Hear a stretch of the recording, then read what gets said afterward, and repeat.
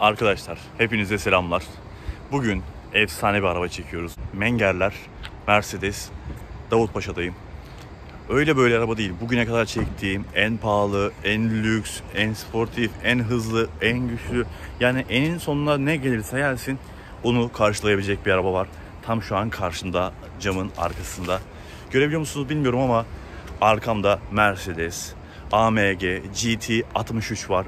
Ya aşık oldum. İçine biraz önce oturdum. O karbonlar, hissiyat.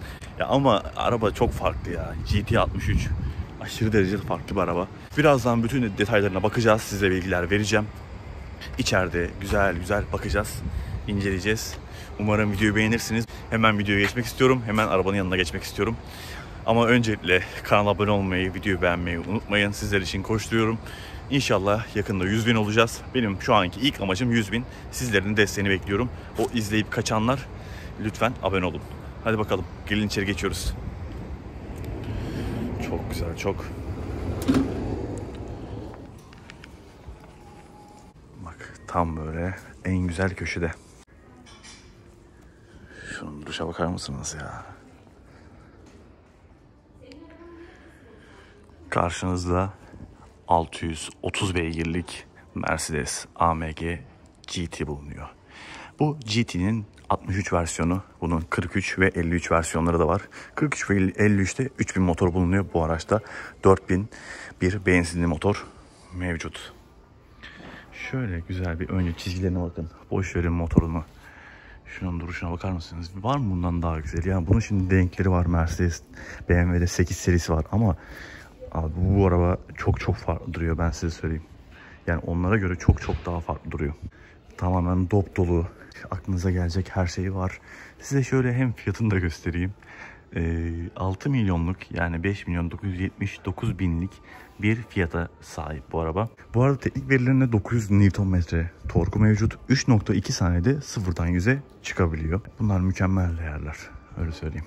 Mükemmel. Ön tarafa baktığımızda herkesin 500 liraya bulup taktığı GT-R panjoru A serisine dahi taktığı, ancak bu panjurun asıl yakıştığı araba bu. Şunun duruşa baksanıza. Ne kadar yakışmış. Ya saldıracakmış gibi durmuyor mu? Sizce bundan güzeli var mı? Böyle 4 kapılı olarak Porsche Panamera falan, bence bunun yanında hikaye. Ya da ben Mercedes sevdiğim için böyle konuşuyorum. Ön tarafta multi-beam LED farlarımızı görüyorsunuz. Bunları anlatmaya yok. Şu anki farlarda olan bütün özelliklere sahip. Dönüyor, yani kapatıyor, açıyor, her şeyini yapıyor. Bu arabada sportif ögelere değineceğiz. Bakın şurada ne var? Burada gördüğünüz üzere fren kaliperlerimiz koca duruyor. Jantlar falan tamamen böyle çok güzel gözüküyor. Ya bu arabanın zaten kombinasyonunu kötülemeye dilim varmıyor. 275 35 R21 bir jantı sahip. 21 inç jantlarımız var. Arkada şöyle gördüğünüz üzere spoilerımız var. Bu spoiler'ı içeriden açıp kapatabiliyoruz. Birazdan açıp kapatacağım, sizlere göstereceğim. Anahtarımız bu arada şöyle. Görebilirsiniz anahtarı. Anahtar aslında benim en üzdüğü taraf bu anahtar oluyor. Standart bir anahtar. Sadece arkasında şöyle bir AMG'nin amblemi mevcut. Yani yine güzel ama ben buna özel bir anahtar isterdim böyle bir arabaya. Özellikle kaput çok ihtişamlı hissettiriyor ya. Üzerine dalgalar olsun.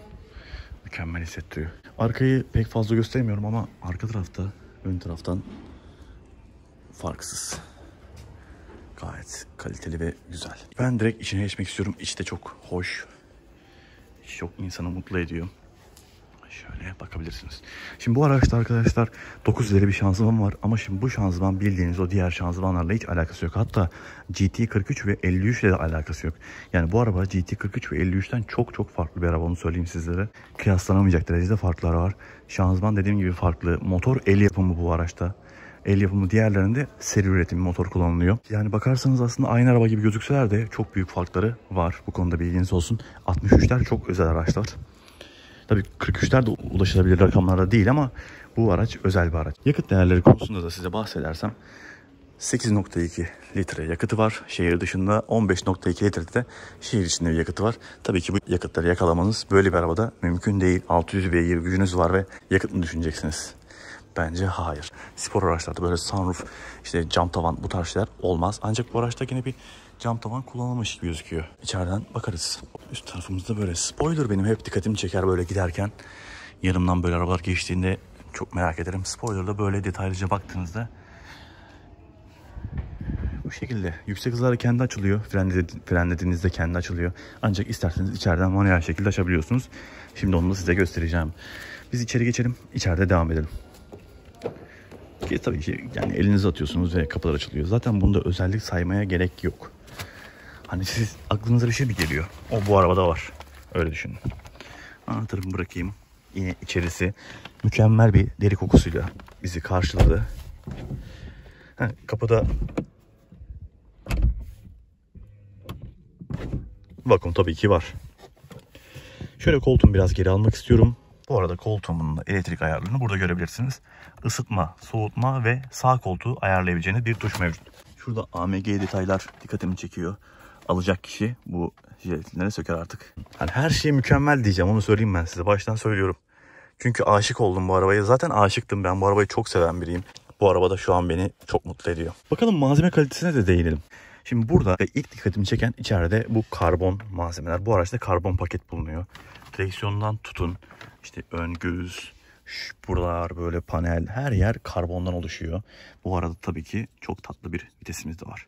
Bildiğiniz üzere Mercedeslerde vitesi hep kolda görürsünüz standart araçlarda, ancak AMG araçlara geçtiğiniz anda vites seçicisi ortaya gelir. Buralarda şu an ekranlar görmüyorsunuz ama kontağı açtığım anda hepsi canlanacak. Şöyle karbona ışık vurduğunda ne kadar tatlı gözüküyor, gördünüz mü? Karbon çok özel bir malzeme.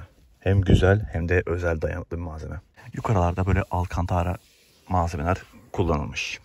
Şimdi gelin bir yarım kontak yapalım.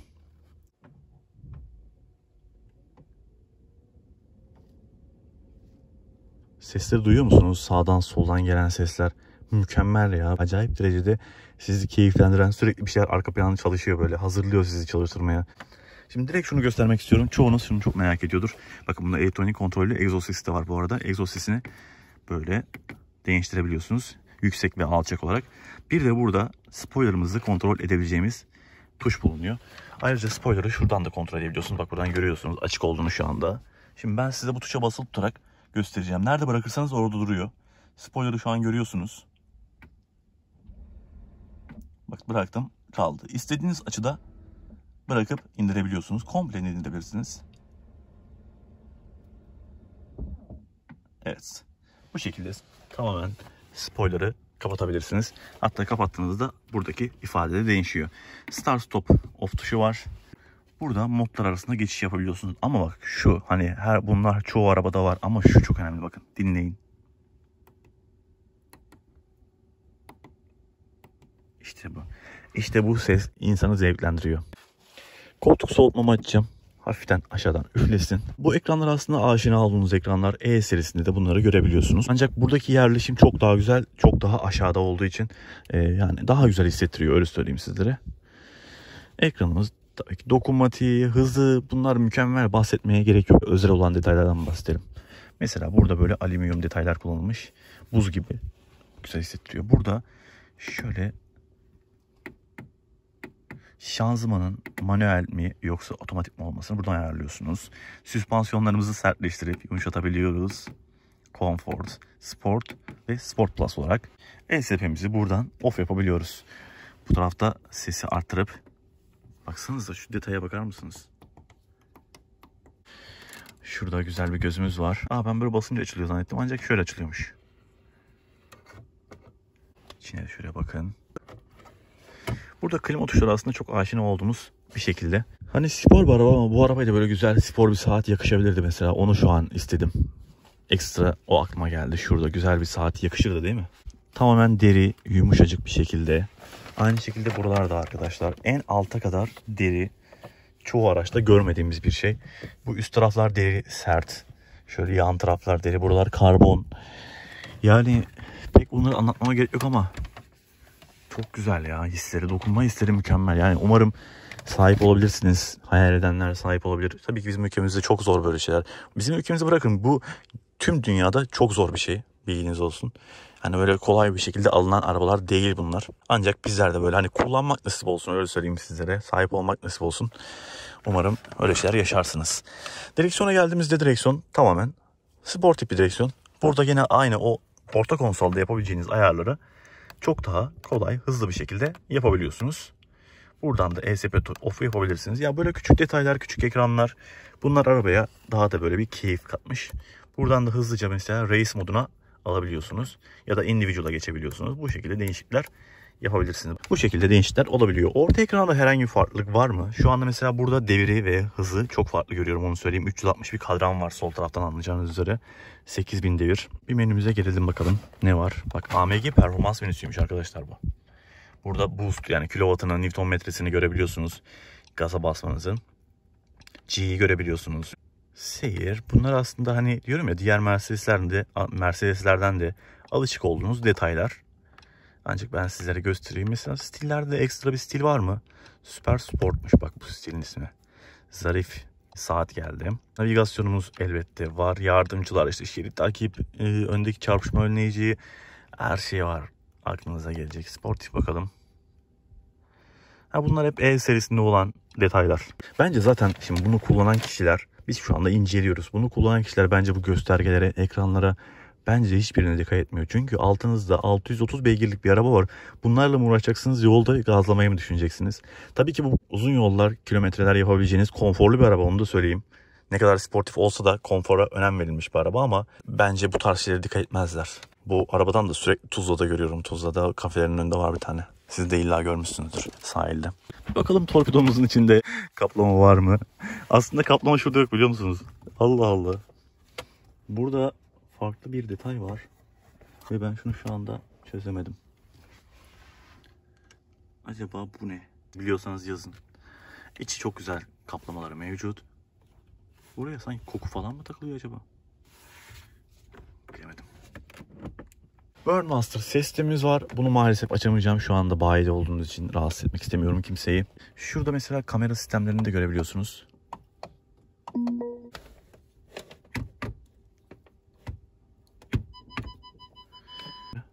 ...360 derece kamera sistemi var elbette. Şuradan kameramızı büyütelim. Ön, işte yan, arka, hepsini kaliteli bir şekilde görebiliyorsunuz. Kendi kendine park sistemi de mevcut. Şurada araç ayarlarına gelelim bakalım. Bu arada parka da tuşa basarak alıyorsunuz. Şu anda parkta araç. İşte çekici modu. Çekme emniyeti açık. Bak, görüyor musun? Dörtleri falan yakıyor. Şerit takibi. Tüm özellikleri kolayca, hızla erişebiliyorsunuz. Kamera, park sistemleri, trafik işaretleri yardımcısı. Bunlar hep diyorum ya, E serisinden alışık olduğunuz detaylar. Ben bu arabaya özel şeyler göstermek istiyorum. Koltukları gene kendi ayarlayabiliyor boyunuza göre. Yüzey ısıtması nedir bakalım? Bu yok artık. Abi süper bir şey. Şimdi bak, bunu da ilk kez görüyorum. Arabanın kapı kolları ve kolçağı ısıtmalı. Şu bölümler ve bu bölümler arkadaşlar ısıtmalı. Şaka gibi. Şaka gibi. Daha önce görmemiştim. Kemerleri germe ayarı. Ambiyans aydınlatmamız var. Tabii ki her yerde bu ızgaraların içi dahil olmak üzere. Dış ilave aydınlatmalarımız var. İç ilaveler var. Sistemsel olarak görüntüleri ayarlayabiliyorsunuz. Bunlarda Hey Mercedes var ya, MBUX'in özelliği olan. Bir de AMG performans bölümüne gelelim. Böyle ekran detaylarını seviyorsunuz değil mi? Motor. Bakın burada bütün güç eğrilerini, yağ sıcaklığı, şanzıman yağ sıcaklığı, bunlar çok önemli bu tarz arabalarda. Direksiyondaki şu Alcantara mükemmel hissettiriyor. Bunu da atlayamam. Bütün detaylar kendini gösteriyor. Şöyle kapı içlerimiz, alt taraflar dahi deri. Başka sizlere anlatabileceğim, yani bu arabanın tabii ki sürüşüyle anlatılır. Bu araba durduğu yerde anlatılmaz aslına bakarsınız ama tabii ki burada mümkün değil. Tahmin edeceğiniz üzere. Böyle ön taraftan anlatacaklarım bu şekildeydi benim sizlere. Şimdi gelin arka tarafa geçelim, ben kendi sürüşüme göre ayarlayayım. Böyle bir araba kullansaydım sürüş pozisyonum nasıl olurdu, hem onu göreyim kendim. Gayet güzel, şu anda aslında ideal bir sürüş pozisyondayım. Hadi gelin şimdi arkaya geçelim. Arkadaki oturma pozisyonunu görelim.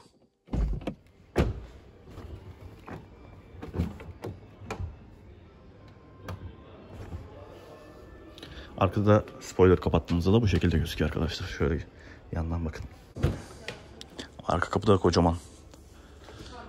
Tamamen kapıların hepsi zaten çerçevesiz. Arkada da ısıtmamız mevcut. Hoppa. Evet. Şimdi öncelikle arkadaşlar o arkadaki oyuk bölümü hissediyorsunuz. Böyle oraya tam böyle dik oturduğunuzda çok aşırı dik oluyor. Biraz yayılarak gitmeniz lazım. Arka taraf ama öyle aşırı derecede geniş değil. Malzeme kalitesi hiçbir şekilde düşmeden devam ediyor. Karbonlar da dahil olmak üzere. Arkada klimayı ayarlayabiliyorsunuz. Havalandırma tabii ki var. Orta tarafta bunun oturma yerimiz yok orta tarafta. Orta taraf böyle boş bırakılmış. Daha da güzel tabii ki benim bence. Burada kablosuz şarj bulunuyor. Çok fazla görmeyiz arka tarafta kablosuz şarjı. Arkada mesela beni rahatsız eden ne oldu ben size söyleyeyim, kolçak yok nedense. Gariptir. Bir kolçak isterdiniz bence bu arabada.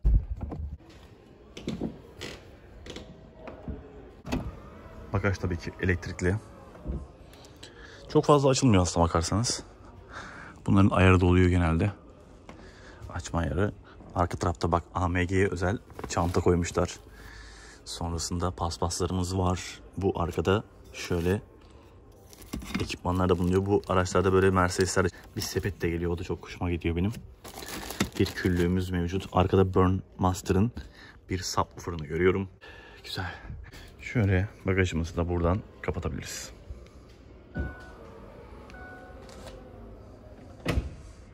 Ama spoiler'ın hep açık olması lazım ya. Daha açıkken daha güzel duruyor. Size bir ön farlarını da göstereyim mi açıp?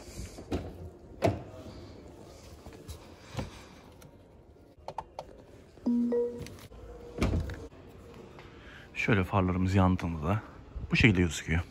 Yandaki mavi detaylar çok hoşuma gidiyor benim. Aynısını CLS'de de görmüştüm. Arkadaşlar Mercedes AMG GT'den anlatacaklarım bu şekildeydi. Size olabildiğince kendimce incelemeye çalıştım. Merak ettiğim detayları sizlere gösterdim. Ben de çünkü bunun videosunu izledim. Çoğu kanalda baktım. Ancak bunlara değinmemişlerdi. Bunları daha da detaylı göstermeye çalıştım. Umarım videoyu beğenmişsinizdir. Araba hakkında düşüncelerinizi merak ediyorum. Yeni videolarda, daha güzel videolarda görüşmek üzere. Kendinize dikkat edin. Görüşürüz. Kanala abone olmayı, videoyu beğenmeyi unutmayın. Hepinizi seviyorum. Arkadaşlar şuradan da perdeyi kaldırabiliyorsunuz. Cam tavan çok daha içeriği ferahlatacaktır. Ancak tavan açılmıyor tabii ki.